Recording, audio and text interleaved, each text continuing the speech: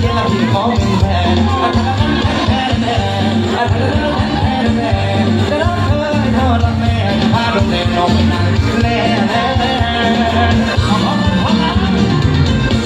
อะไรบอกกันเล่นตามแม่พอกันเล่นโคโลโมเขามาเรียกว่าเล่นอะไรแก้เล่นเล่นเล่นเผาเล่นน้องตัวเท้าเล่นน้ำกันเล่นถ้าเล่นแล้วมาทุกคุณขาบังเอิญรู้มากๆเขาเรียกว่าพึ่งเล่นเล่นแต่กับเมื่อเด็ก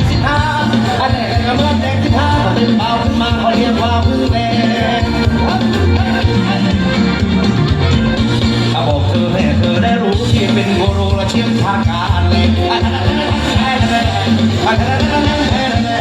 จะรักเธอด้วยใจแน่ๆจะพาดูแลน้องไปหันกินแล